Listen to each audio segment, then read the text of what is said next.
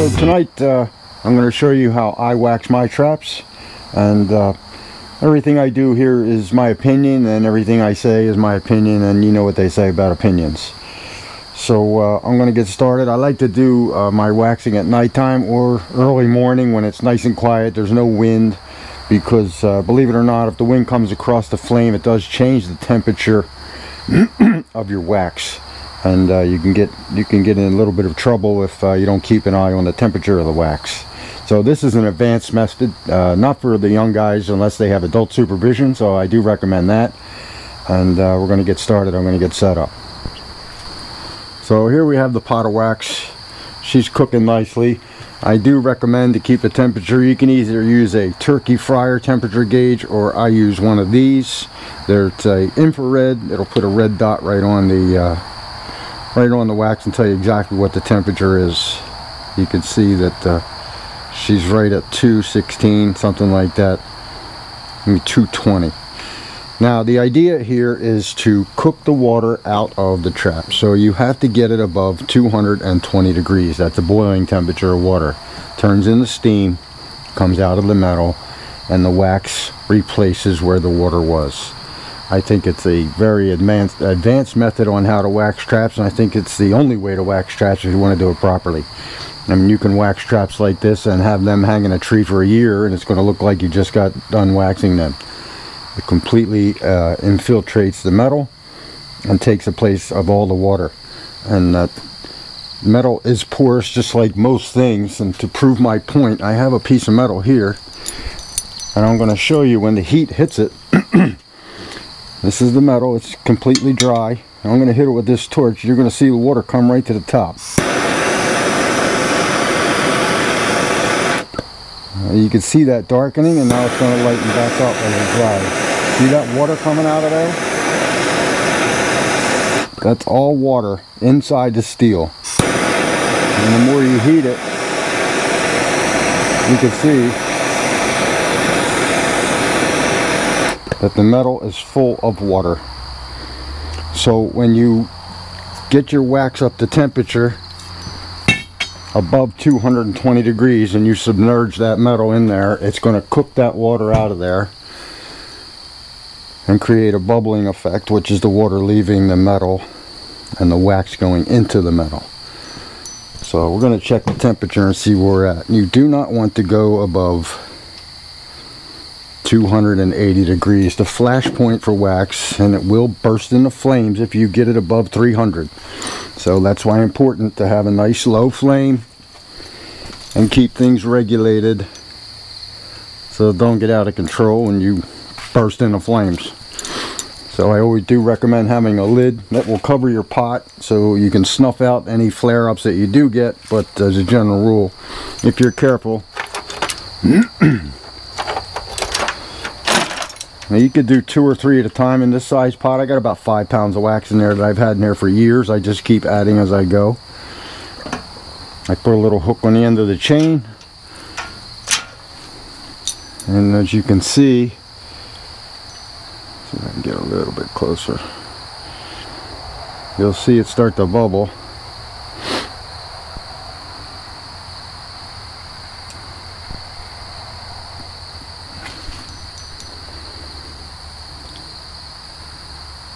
You can see the action that you're getting. Out comes the water, in goes the wax. For a very long time, and I've never had a problem with traps rusting just by sitting there. Of course, once they catch an animal and it gets caught and starts scuffing it all up, then of course it's going to rust. But if you want to wax, I don't like to box up my traps after I wax them. I hang them. I have an old swing set. I keep them all outside all the time. And you can see the water really starting to come out of there now. She's just cooking it out. Now when that stops bubbling, then you know that all the water is gone and there's nothing in that metal but wax, which will repel water. It rolls right off. It's pretty cool. Even the traps that I don't get to use during the course of the season that are still there, hanging up out there, I just don't even mess with them. They're ready for next season. I don't have to do a thing to them. So we're going to let that cook for a little bit. As soon as the bubbles stop, then we'll know that, that we've accomplished our goal as far as getting the water out.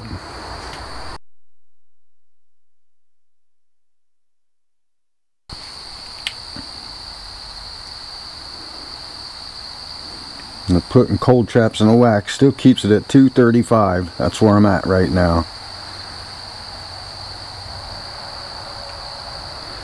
So it takes about 5 minutes. And then this size pot, I could do 3 traps at a time, which is fine. You know, I set aside time to wax my traps. It's the last thing I do to get ready for the season. So everything's already been boiled and dyed and all that stuff, and all adjusted, and all my adjustments need to be done. That's all done. So all I have left to do is just wax my traps. So I set aside the time, take a few hours. It's nice and quiet, and I get my traps waxed, and I'm good for the season. I usually I don't run 100 traps at a time, but I have 100 traps ready all the time. I could change them out whenever I need to. I don't really care for a wood fire when it comes to wax, because it will flare up if you drip any wax on the flame. This setup here, the wax is, the pot covers the flame, and I don't let it boil over. So it's a pretty safe method, but still should be used with caution. I mean, it is wax and it does flare up. Still checking temperatures all the while. I'm staying right in that 233, 34, right in there is perfect. I mean, you can bring it up to 250, 260, but the higher the temperature, the more violent the bubbles come out. And you're trying to reduce splatter. You really don't want to mess around too much with wax and flames. So it's just better to take your time, do it right, and not be in a hurry when it comes to wax. So the bubbles are just about done. So I'm going to take these 2 out. I suggest you wear gloves, because the hooks that are hanging on the side of the pot are going to be hot. So you never want to be in a hurry when you want to do any of this stuff. So we're just going to take them out real nice and easy. Hooks around the finger. Just let the excess drip off back into the pot.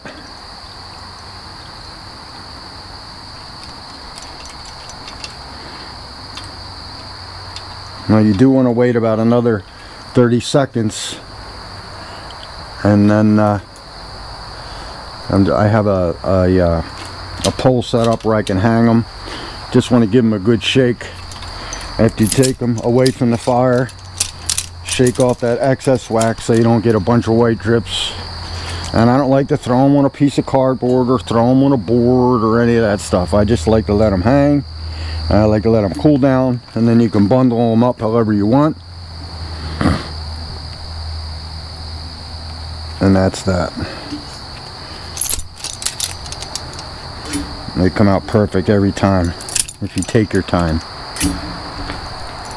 Okay, next 3.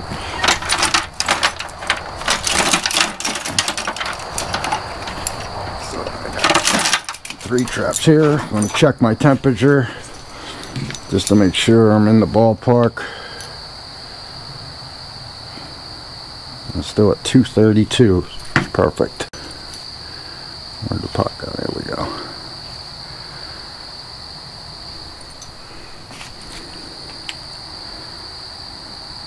$232.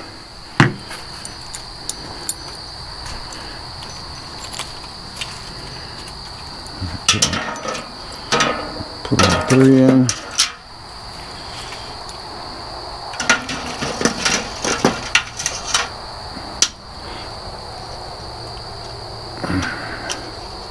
Looks so good. You can see where the metal turns white when it hits the wax because it's cold. And as soon as the metal starts to get the same temperature as the wax, then she starts to bubble up.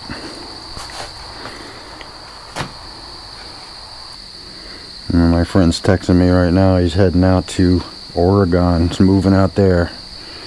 He's in Wyoming right now, Steve.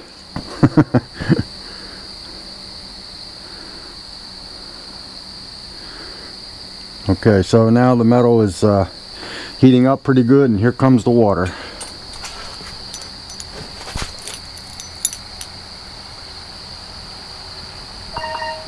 coming out real nice. That's exactly what you want to happen.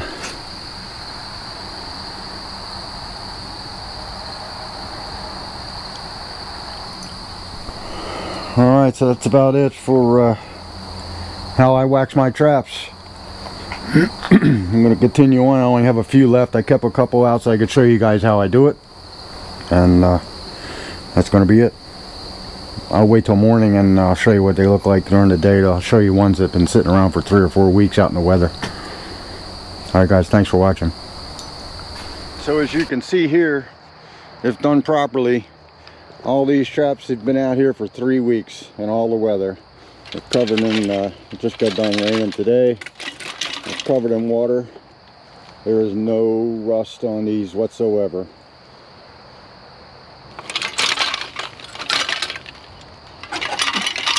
So that's the benefit of running hot wax, cooking the water out of the metal, and the wax replaces the water.